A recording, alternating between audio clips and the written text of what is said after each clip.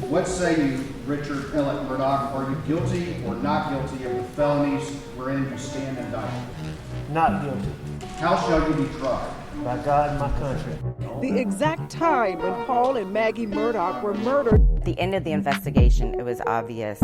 I'm not here to work with them, okay? And the whole point is to have this not fall into the wrong hands. This case is unique, it's unprecedented in South Carolina history.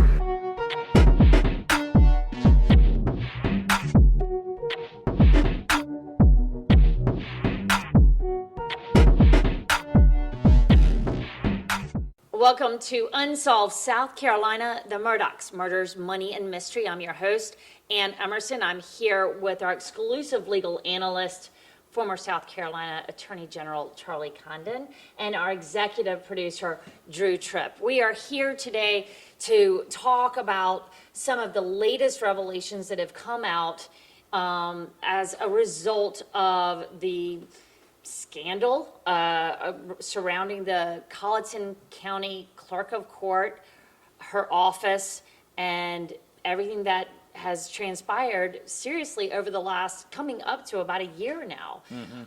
So, you know, we have talked about the jury tampering allegations on this podcast already, that these allegations that Becky Hill, the Clerk of Court, is facing right now. We understand now that there is an ethics complaint, and we can now definitively say that there is at least one ethics complaint against Becky Hill. We got a copy of it today, and that's what you're holding right now, Charlie, is a copy of that ethics complaint that went to the South Carolina Ethics Commission. Now that complaint, and we now have our own copy, so we've been able to look over it and also look at the authenticity of it once again, was that she used her political position and authority to obtain confidential information. It alleges that Hill took digital or allowed digital photos of Alex Murdaugh just before the verdict was read in his jail cell from a surveillance camera. And then it also talked about tours to the Colleton County Courthouse. These are all allegations, of course, that are being made in a complaint that we are still not privy to, according to the South Carolina Ethics Commission. So to just be very clear, this is something that we have received anonymously through a source, but we have been able to verify the authenticity of this complaint. And to look at the timeline of this complaint, of course, this was June 26th when this complaint was filed with the Ethics Commission.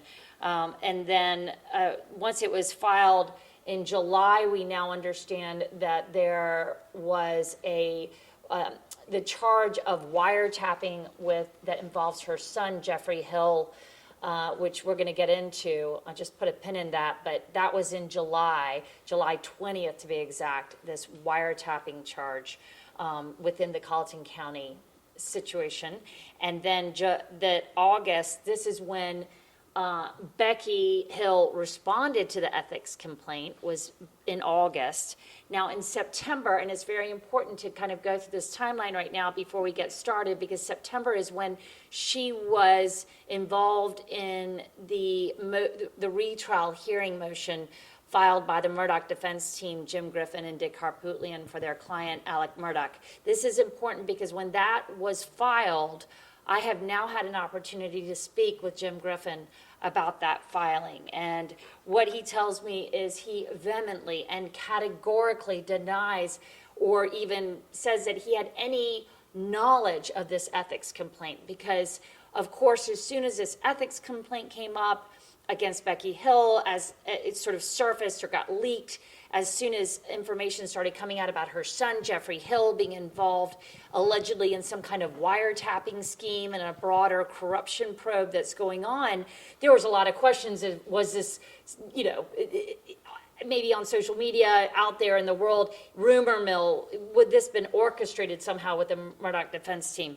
Griffin says categorically he denies it. He just denied it to me within the last hour.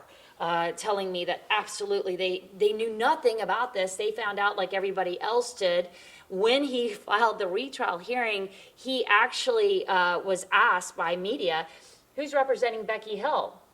And he gave the name of the attorney. unbeknownst to him, that attorney was representing her for the ethics complaint, not the allegations of jury tampering. So that's where we are right now as far as the timeline. Let's kind of go back a little bit and talk about, Drew, you've got some information about the wiretapping. Should we just go ahead and jump into that where we put a pin in it, the July 20th wiretapping charge? And what can you tell me about why we here at News 4 have been reporting very specifically that there could be a tie to the ethics complaint with this wiretapping charge? Right. So one real quick clarification on the timeline. The allegation that we have all come to, that is publicly known at this point, is the wiretapping involving Becky Hill's son, Jeff Hill. He was the technology director for Colleton County government. He was privy to the internal communication systems, phones, emails, all of that. That on July 20th this year, there was an incident where he is accused of wiretapping. And listening to phone calls of who we now know to be his direct supervisor in the county administration. The actual charge, that happened at the end of November, a couple weeks ago, a week of Thanksgiving actually, where SLED formally charged him. It was November 21st, I believe, is when that happened. SLED formally charged Jeff Hill with one count of wiretapping, and they released a very limited information, an affidavit that said essentially he was eavesdropping illegally on a phone conversation of a coworker. Through the process of making phone calls, talking to people, just good old-fashioned journalistic shoe leather legwork, we were able to get someone to speak to us with direct knowledge of what's going on and what has precipitated that original charge, more details about that wiretapping charge, and confirmed to us definitively, based on their knowledge of everything that's happened and what's come to light with subsequent SLED investigations, that the wiretapping incident followed the ethics complaint and was, based on evidence that's been discovered, believed to be directly as a result of and tied to that ethics complaint against Becky Hill. In that, Jeff Hill, her son, county technology director, was listening to conversations among county administration, specifically trying to find out information that was being shared internally in the county about the ethics complaint, and then feeding that information back to Becky Hill. Okay?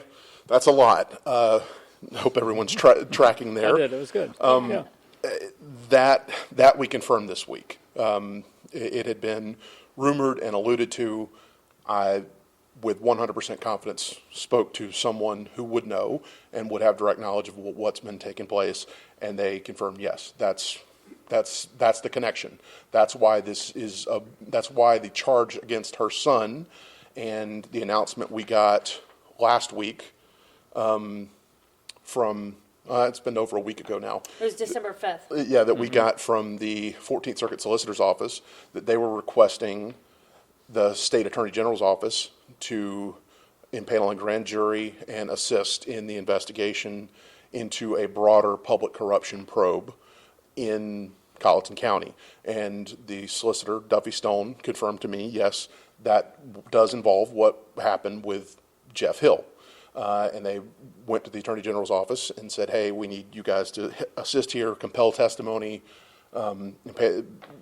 essentially that the grand jury has broader investigative powers. The state grand jury has broader investigative powers than our circuit solicitors do at the county level. They can compel testimony, they can subpoena, they can basically do a more thorough investigation. And upon making that request, within a few days, the Attorney General's office said, we're going to be assuming jurisdiction, prosecutorial jurisdiction over this investigation. It had started initially, according to the solicitor's office, the 14th Circuit's solicitor's office, it had started initially as part of a joint task force they have with the First Circuit.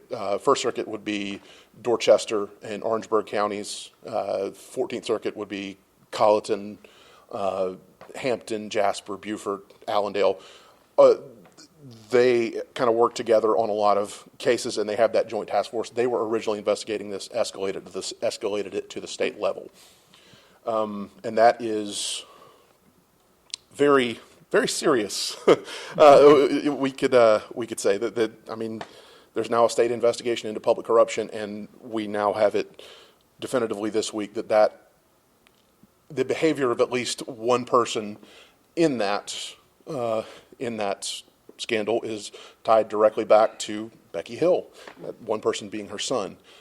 And I have some more information just to give a little more on that.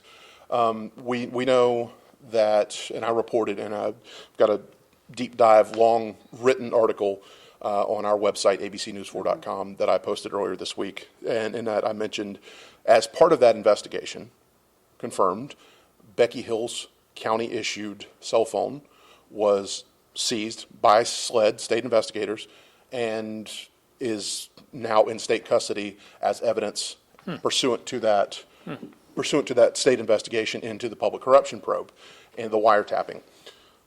What I wasn't able to report at the time that I can now is part of that evidence. Okay, what definitively made the connection for investigators that this is what was going on here, right? The accusation being that her son was spying on his coworkers in the county government and feeding information back to Becky.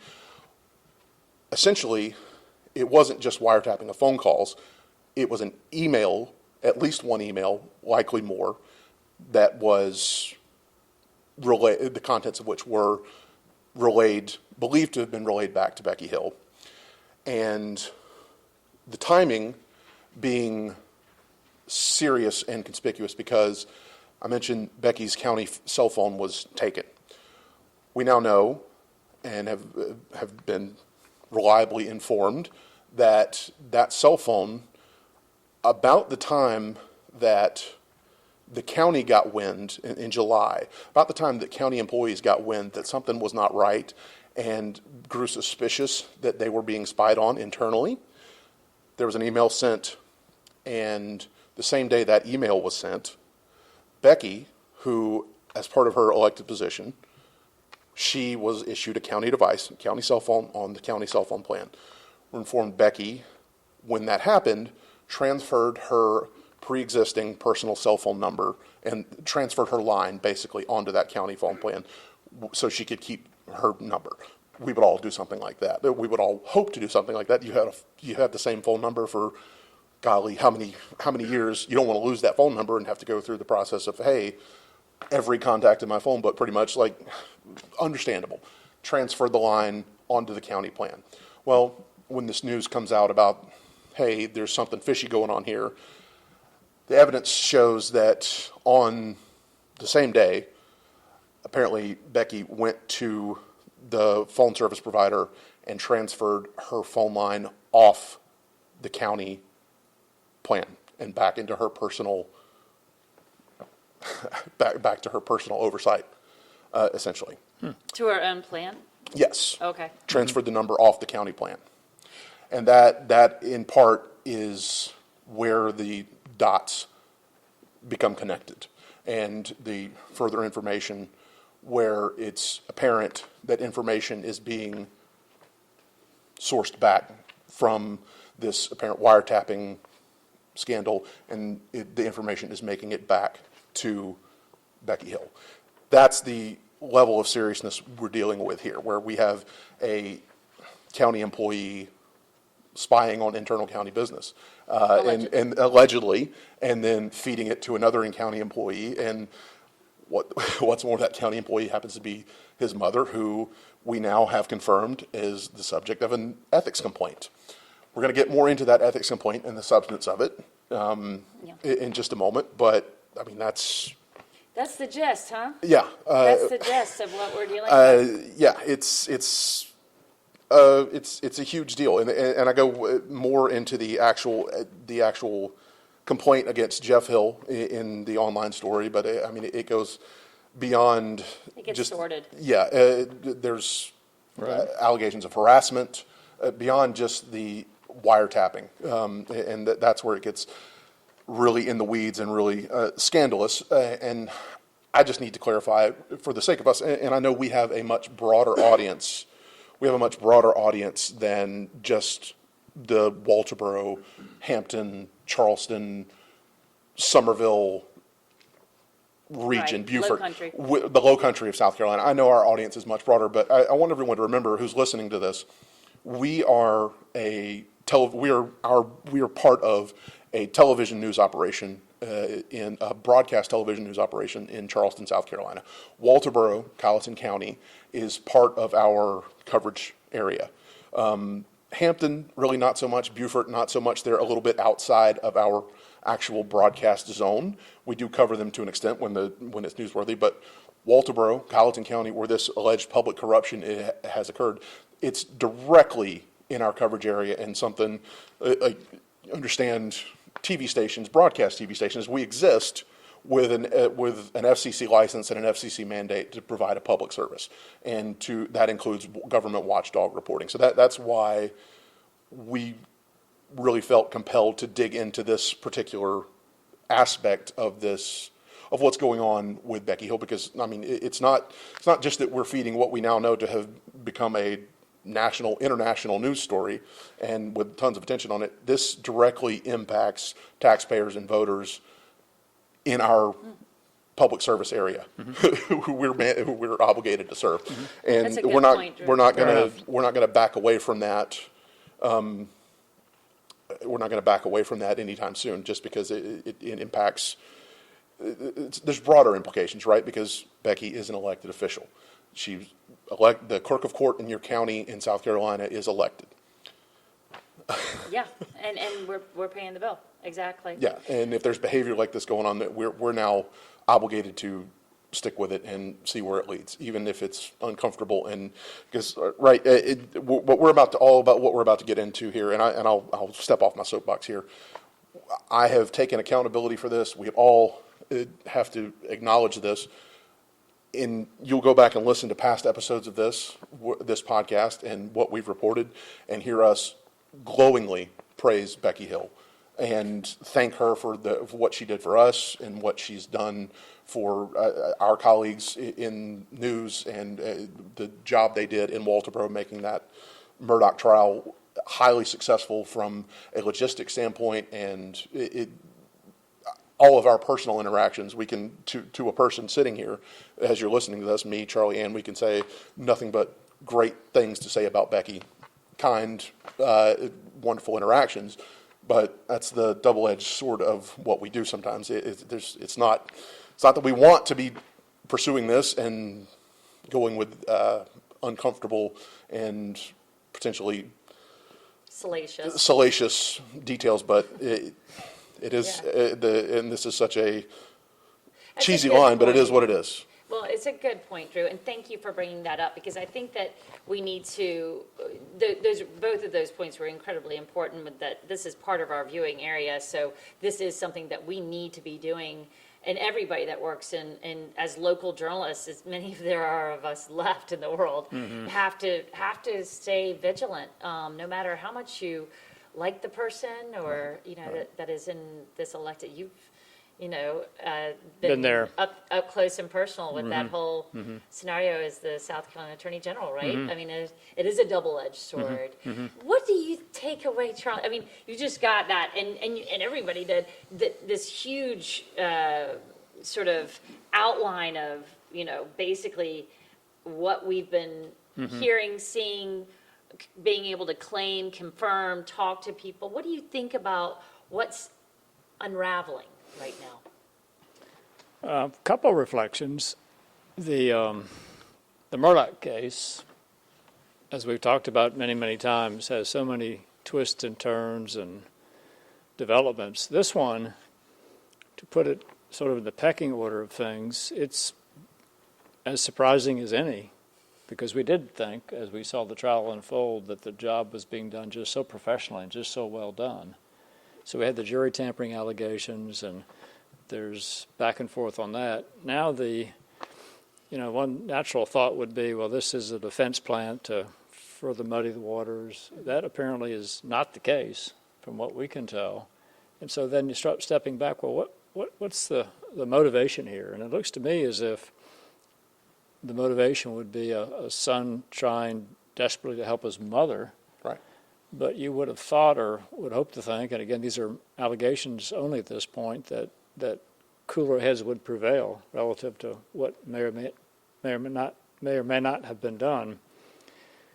But if it goes where it potentially could go, I'm just starting to think what the impact would be upon the evidentiary. To me, the main focus in the Murdaugh trial is going to be the evidentiary hearing that we think will come maybe springtime, early winter. February, March is what I'm hearing now. And so, But it does keep on creeping towards spring. Every time I ask the people in charge, yes. it creeps one more month Yeah. closer to spring. Yeah. So we could be Yeah. looking at March now. Yeah, I always thought that hearing was going to be what I call a credibility hearing, because we have two divergent views, and who do you believe? Now, I think it is true that any of these allegations don't directly impact upon Becky Hill's credibility, so to speak, but they sort of do, right? I mean, you start thinking about it, well, if you're going down the path of tampering with jury, what kind of person would do that? And so now you're thinking, well, so what's admissible? I'm sure the defense is thinking, well, let's see if there's a way we can admit this. And of course, it's a double-edged sword, these evidentiary rulings. They were on the losing end of that in the Murdaugh trial. Remember that, where the prior financial crimes came in? There's a well-known South Carolina rule, whether the prejudicial effect outweighs the probative value, and whether it comes into, the exceptions to prior bad conduct, prior crimes. I'm just thinking out loud here, but they're probably thinking, well, let's see where this develops, and do they ask for more time to see how this ethics stuff unfolds? Is it somehow related to the Murdaugh case? We don't know what's in the substance of all these things. But one question that did cross my mind when you were talking, Drew, do we know how any information on how the alleged wiretapping occurred as a county director? Is he accessing electronic data or phone lines that he had access to? Yes.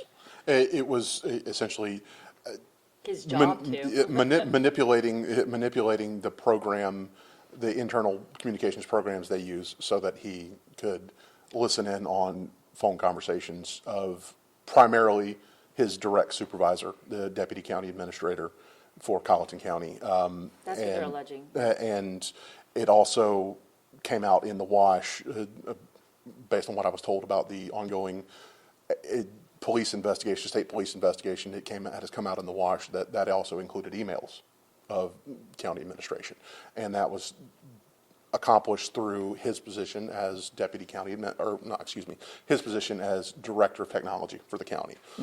Position he's held since February of this year. He's worked in that department since 2018 consecutively, and also spent time in the county as an IT technician for a couple of years, about 11 years ago.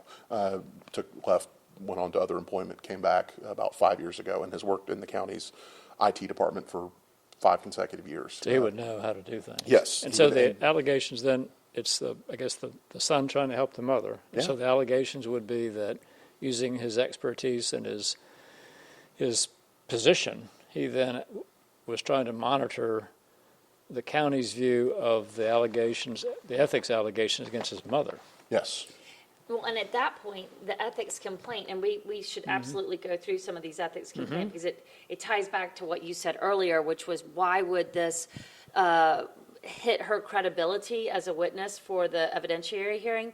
One thing that you heard quite a bit in the jury tampering allegations for the retrial hearing was that it was part and parcel her want for her book to get promoted and published and seen, and the idea that was part of the motive, right? And this is something that's actually involved with the complaint as well. They touch on that point. So we could actually, we can kind of talk about that right now. I mean, you're actually holding the complaint as far as that part goes. But they talked about how the courthouse was actually, in the complaint, they say that, or the complainant believed it was sort of unfairly available, the courthouse, too much for the promotion of not only her book and time with Netflix, being on a documentary for Netflix, but also for another local author who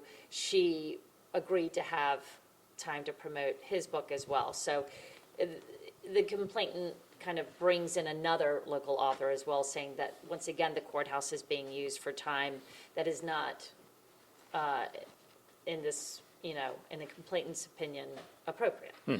Right.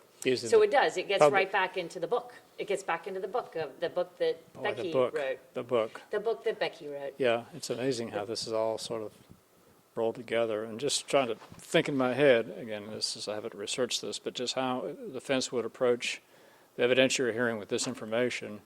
It appears to me there could be just a lot of potential uses of this to their advantage. On, if you think the murder conviction was valid, it's unfortunate because the jury heard this evidence, we heard this evidence. I did think it was overwhelming, and now we've got this jury tampering. Now we've got this. It's just really, I don't know, just so sad to see this happening. For getting off of what happened. We had two innocent people just brutally murdered, and we had all this effort into this conviction. And now we've got this ancillary stuff that's happening that may, in fact, cause that verdict to be overturned. Sad to think about that. Well, it is, and as far as, and the amount, talk about taxpayer money, wow. Yes. If we have to go through this again, that's like Yes. that's extraordinary. Yes. And and the other thing, now we're looking at another major investigation that the AG's office is going to have to oversee to some degree. Statewide grand right? jury, right? Right, and an ongoing criminal investigation into the actions of Jeff Hill.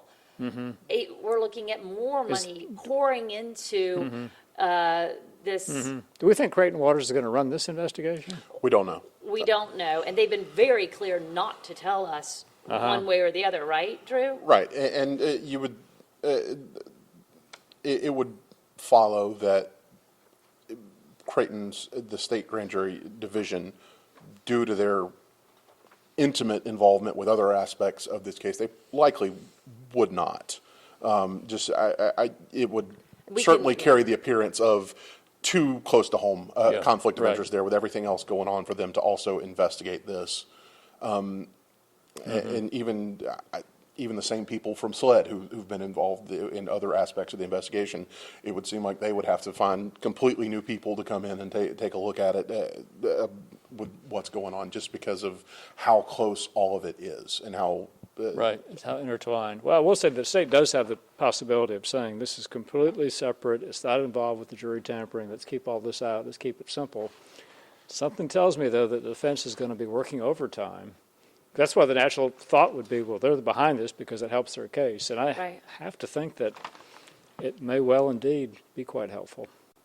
Well, it certainly is, and once again, like when I spoke with Jim Griffin, he was absolutely very clear about when he He's not behind us at all. Yeah, that he did not, if he didn't hear about it until September, about the ethics complaint against Becky, and found out about it by just asking about attorneys. Right. He was, that is, if you're to believe that's what went on. Yeah. I mean, that's after the Golly. fact. Yeah, putting my That's defense way hat after on. the Yeah, fact. I guess they could argue this helps, the motive for Becky to not be forthright in the jury tampering allegations would be related. Oh, sad to think about all this. Yeah, it's I'm there, jumping isn't it? ahead of myself again, but is there any way that this would, how does this affect the retrial hearing? Is the retrial hearing definitely going to happen, or could there be this decision made by the AG's office, or does anybody have the right to say, you know what, we don't even need a retrial hearing, we're just going to retry the case? They can consent to it. Can Sure. they really? Absolutely. How does that work? If they wanted to consent to this motion, you would go before a judge, and I just can't imagine that they would. In fact, I'm confident they would not, because it's to overturn this jury verdict. I still think the defense has an uphill climb. I do think that, but they may have been assisted a little bit here in a few steps with what may be happening here, because I could just think of a number of ways it could come into the evidentiary hearing potentially, and then. The central figure of the jury tampering allegation, of course, is Becky Clark Hill. And so now she's under this additional pressure here of this going on. Now she's got her son involved. It is so sad to see, isn't it? Because I do think that, my sense, I didn't know her well. I got to know her during the trial. I don't think she's got like a mean bone in her body or is mean spirit or dishonest or anything like that. I just sort of wonder if the events just got to be too much and the fame was just something that maybe clouded judgment. And maybe her son got involved to help his mother. He loves his mother. And just a lot of missteps there, a lot of unfortunate steps may have been taken. Again, there are allegations at this point. Right. We haven't had anything firm, and so she's entitled to that benefit of the doubt for sure. And we need to give it to her. Yeah. Right, and I did want to. And on that point, are you going to look at the Becky's response? real Yes, quick? we're gonna peel back those layers just a little bit more. But you mentioned something, Charlie, about Becky's credibility being a key tenet of a key factor of what might transpire in a retrial hearing. But I wanted to ask you to expand on that. Just, is it going to ultimately be more about her credibility in the event of a trial, or is it what's going to have more weight? All this character impugning of Becky, or is it going to be the pure testimony of the jurors themselves and the sanctity of that jury verdict? Well, great question. We're in uncharted territory here. So the type of evidentiary hearing that we may have, I will have potentially, because I think the state doesn't want to have one. I think the Court of Appeals has been clear that there ought to be one. But what's the scope of it? Is it merely the court asking questions as the state wants in their motion, or is it a broad-based, you can ask questions, sort of carte blanche and see where things go? But I do think that I envision it being primarily the jurors themselves, if the court allows that, what their testimony is. But they've got to have Becky testify. I mean, she gets. She is the witness for the state. Yeah, she said she nobody didn't else do was it. in that room except for Becky. Yeah, and so that's a huge problem. The credibility of your one, star witness. She'd be the star witness. Yeah, for the retrial hearing, Right. And then you have the jurors who are going, the he said, she said, back and forth. It's very concerning because the state And that's now the has to rebuild her credibility somehow. Right. And we don't know how that's going to work yet. Yeah. With all of this flying around in the air. This retrial hearing may have to happen right in the middle of all this. Correct. Like, the complaint may not get Correct. totally, Right. But there's no evidence, right? There's no evidence whatsoever, right, that the ethics information we're talking about and her son is anyway tied directly to the jury tamper. No, it is not. And we're going to switch gears here back to the ethics accusations. But wrap up on this as far as the jury tampering stuff. We've said it once, and I've repeated this multiple times. We'll say it again. You cut through all of the chaff, get through a lot of the distractions in the defenses, Murdaugh's defenses, filing and request for a retrial. A lot of it is, to stay with the theme that we've talked about here, a lot of it is character attacking.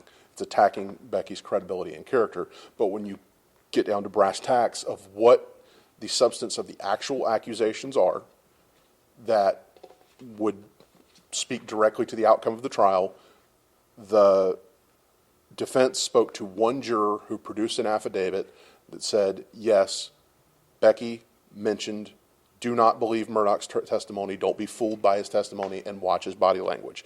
One juror affidavit, I believe it was juror 630. The state has pointed out, and we have pointed out, all those other three affidavits, they're a little iffy. So if you're talking about what's rock solid there, it's that one juror's affidavit that's saying, yes, this happened. And in that same affidavit, that same juror says, ultimately, my decision was not influenced by Becky. I was yes, pressured by other jurors to kind of get with the program there. And Charlie, we've talked about this on the podcast before, how that's nothing unusual. Jurors deliberate. Jurors, there's negotiations and reasoning and talking, and you're trying to win someone to your side when you're trying to reach your unanimous verdict. You've said that's not necessarily, that's nothing, basically. It's a process, right. So then we get to the state's response, and the state's response yields, they're saying essentially what we've said. There's a lot of distraction and noise in this, but what we're getting down to is, did anything that Becky did have a negative outcome on the verdict? Did it influence the verdict in any way? And in that, they produced their own affidavits of 3 more jurors who said they recalled Becky saying something about body language to them. 3 more who weren't interviewed or whose affidavits weren't produced by the defense team. So now we have 4 jurors who can recollect commentary made by the clerk of court as to paying attention to the defendant's, Alex Murdaugh's, body language. And the question there becomes, was that commentary in and of itself, whether those jurors say, and all of them, 2 of the 4 people, to a man, they say, no, that's not what swayed my verdict, or that's not what made up my mind, comes to the court to decide, well, does that matter? So, Well said. I think that's the legal question. Does that matter? Does it matter? and the state contends there will be additional evidence and testimony that proves that even some of the allegations of what Becky may have said with jury tapping are not necessarily 100% true. So we'll get to that. So again, both sides, right? Now we got to do both sides on this ethics complaint. And I just want to real briefly give I did this, again, I'll plug the written story I posted on abcnews4.com earlier this week, headline of which was Colleton wiretapping scandal and corruption probe linked to court clerk ethics complaint, source confirms. That's the name of the article. Yeah, we'll put a link in the bio. Yeah. You can find it on social media. It's on my Twitter. It's on Ann's as well. But in that written article, I just kind of gave four minor bullet points of what the accusations against Becky are. Really breaking them down, simplifying as much as I can. It's that she had misappropriated funds. And we now know that apparently there was a donation made to a fund for new windows in the courthouse, the historic courthouse building in Colleton County. There was solicitation of funds for that, and the ethics complaint that we've now received accused Becky of having basically the check for that, the name of Colleton County scratched off and replaced with her own name, and then basically taking that money. The next complaint was neglecting her elected duties. Anna's covered that, talking about the Netflix documentary and media appearances, allowing our friend and fellow journalist Mike DeWitt to come in and promote. He's worked on 2 books about all of this, and he's spent some time in the courthouse promoting that. That happened. The other one would be using the county courthouse to engage in commerce. That again speaks to promotion of the book, and allowing Netflix to come in and record in there, wanting other documentary and stuff, just general media stuff taking place, and tying back to Becky's book. And lastly, abusing her elected position for financial gain, which is kind of the broader overall accusation, in that she allowed access to certain people, such as the wife of her co-author, Melissa Gordon, who provided photography for the book. There's an accusation that Becky allowed her special access into the courtroom. It's a lot. We're going to have this ethics complaint now linked up in this story that's already out there, and we'll get that out there. But all that said, going over all that, we got to give credit where credit is due here. We don't have a copy of this. We were able today, again, and this is how we approached it earlier in the week with our original story, for a week now, all the way Thursday of last week, Ann was able to confirm what was this ethics complaint. One ethics complaint. Well, the authenticity. That it existed, and this was it. Yeah, Ann was able to get it confirmed after it was previously reported by Fitz News, and it is in between time it was reported by the state newspaper as well, that the details of the ethics complaint that we're kind of broad strokes going over right now. Since then, yesterday, Fitz News again has now published a response, and we also, again, we've spoken to our people and made some calls. We can confirm the authenticity of what Fitz News is reporting. They will not provide us, the folks that we would know to ask for to get a copy of this, they will not provide it to us. State Ethics Commission being first and foremost on that list as the official agency entity that is handling these ethics complaints.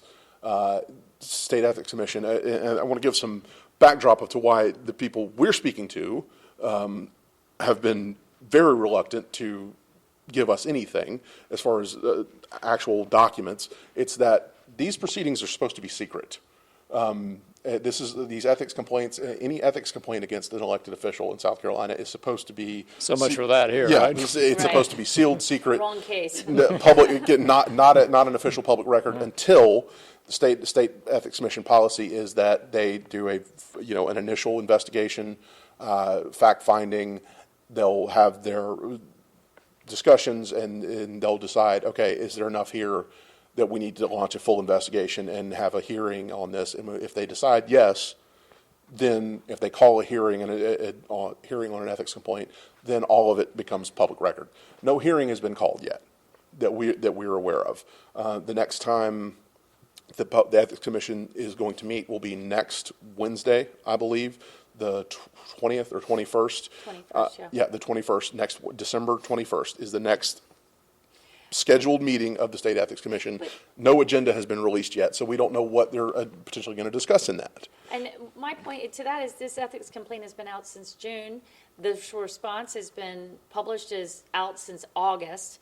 We are now in December that we're learning about all of the contents of this. So who knows? Yes. I mean, is it possible that they could have already done it?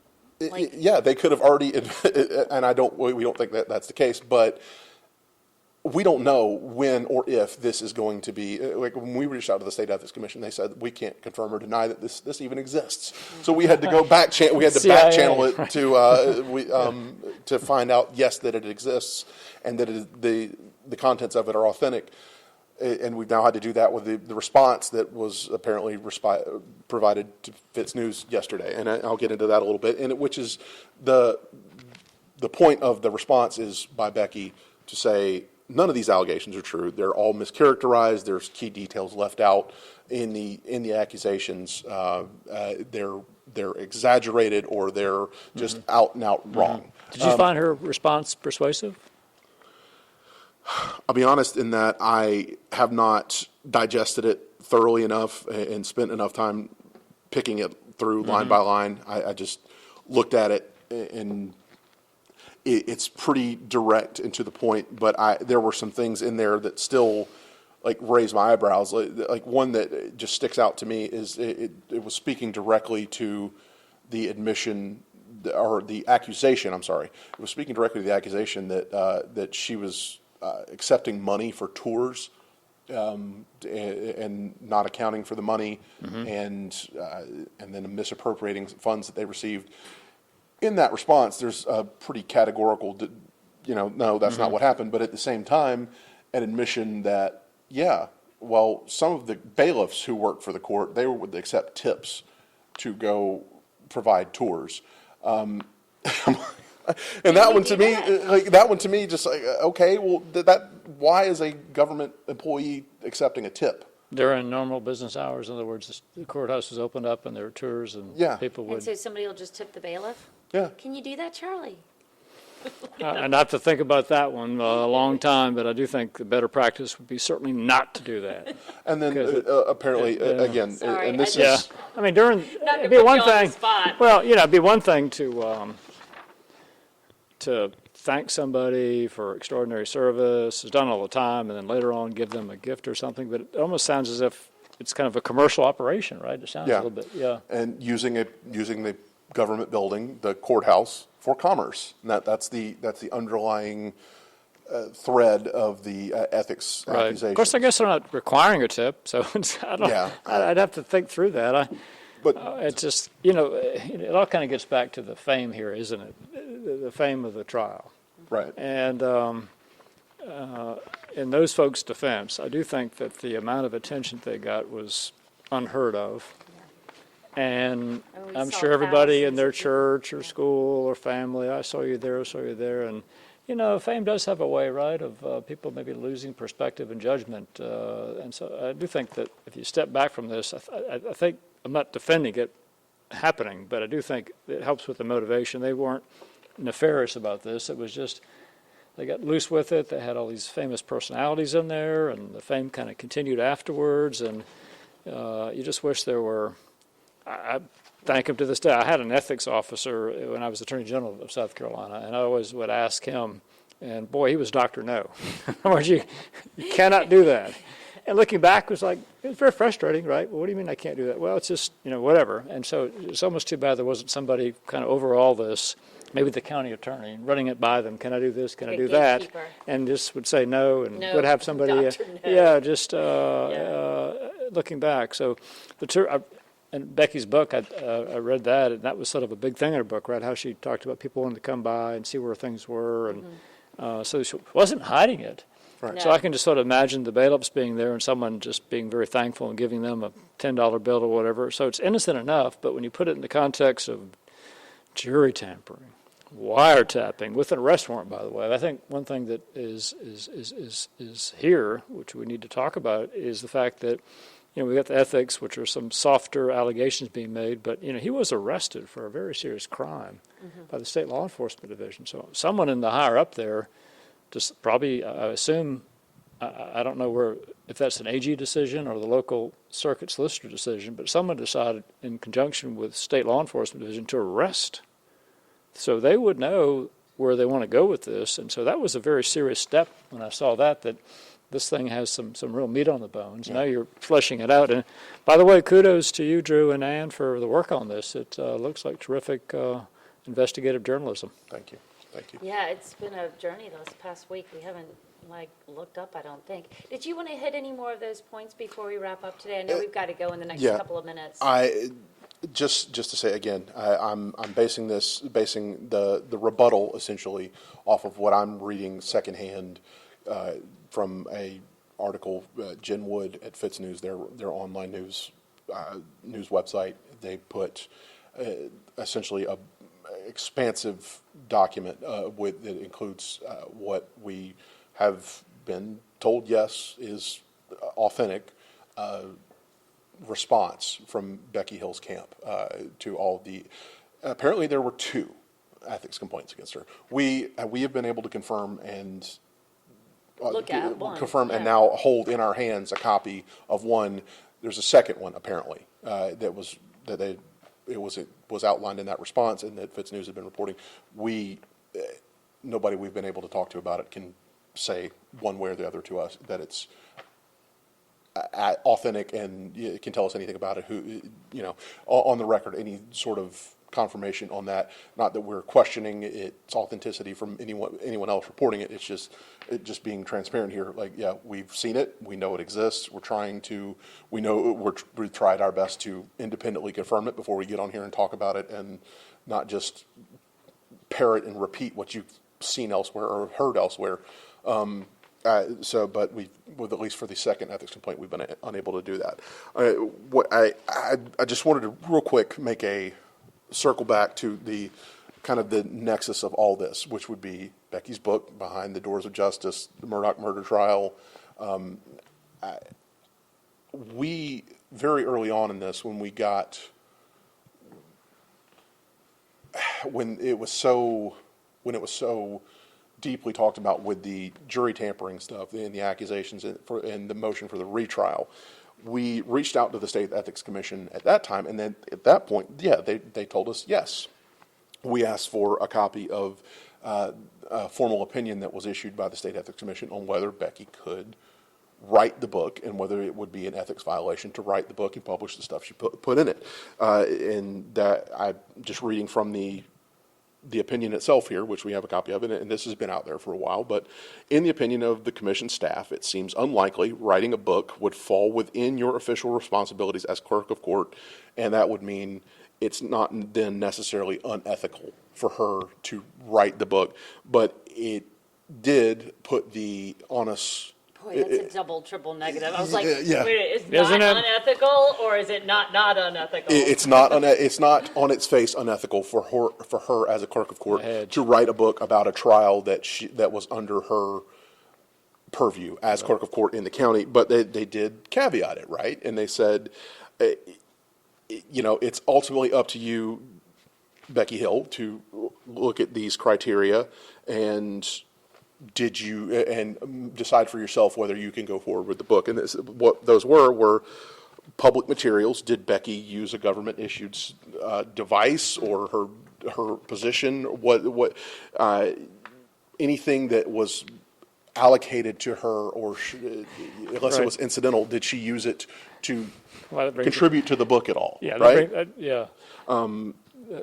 That really brings back some memories here. And I talked about this ethics officer. It wasn't a formal person. It was somebody I went to routinely to ask questions. But it does bring back a memory, because that's way back in the day when computers were coming in, cell phones were coming in, and when you're a public official, and Becky would be in this role, personal, public, you're back and forth, where's where, and I ended up, and it turned out to be one of the best things I ever did.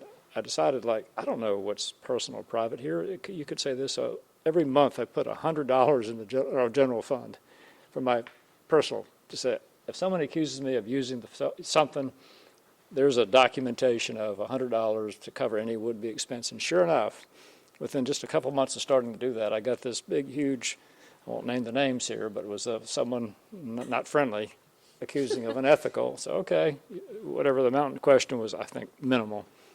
Here's I think at that point in time was well ahead of that. Show them the documentation of how I've reimbursed the state far in excess of what you're complaining about. So it went away.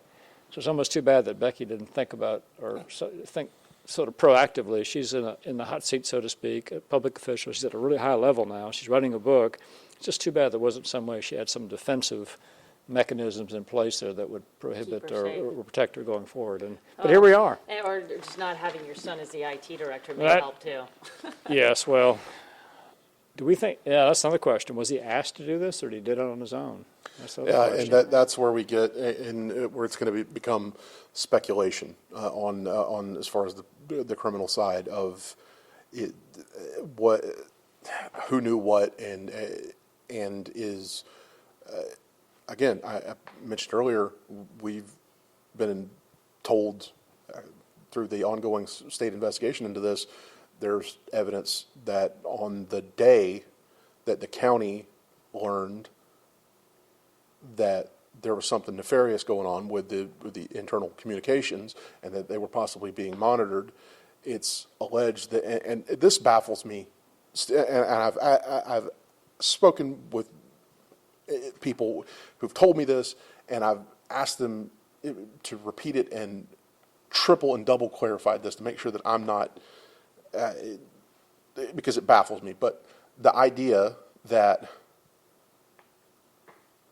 according to this investigation that's ongoing and what's been revealed and what's been shared with people involved and people in the know, is that apparently on the day that it all started to unravel, Becky went to a cell phone carrier service, like I guess a Verizon or a AT&T, and said, hey, this plan that my number is attached to, take it off that plan, and it's a county plan, and how that even happens, I don't. You've got some good sources here. Keep it up. It sounds like we have another podcast coming soon, right? Yeah, I think so. It's almost too. It's almost too crazy to believe. It is. But her phone was seized, and does this is Becky now going to face some sort of charges in all this in connection to her son? It's just. It's a lot. Yeah. Well, thinking out loud, too, just to wrap this up, too. Whoever's prosecuting this case, right? I mean, if it's the Attorney General's office or local prosecutor, typically in a prosecution, you want to get to the bottom of things. So is there an inherent conflict? Do they really want to get to the bottom of where all this goes relative to the clerk, since that's their star witness in preserving the Murdaugh verdict? You would like to think that the chips fall where they may, but I'm sure they've discussed that, and there's at least the appearance of a possible conflict there, which I suspect we'll probably be hearing from the defense attorneys at some point on, too. Yeah. I think we will. Yeah. And I think it's going to start coming together in the new year. Honestly, I think, why do I even pretend to know what is going to happen in that timeline? Amen. But I guess for everybody's well-being, I'll just say, perhaps this will happen in the new year. Yeah. As opposed to all the way through the Christmas holidays. Right. We're not probably going to be able to get back together again before. Right. It'll be January sometime before we're all probably back in a room together. So, Merry Christmas, Happy Holidays. Happy Thanks holidays. for listening. We're going to work. We're going to be working somewhat on this, even if in the background while we're Yeah. enjoying ham and Santa Claus and all that good stuff. Which so. is a great point. So stay with abcnews4.com online. Stay with Drew and Charlie and my own Twitter. You can find it. We'll keep them in this podcast.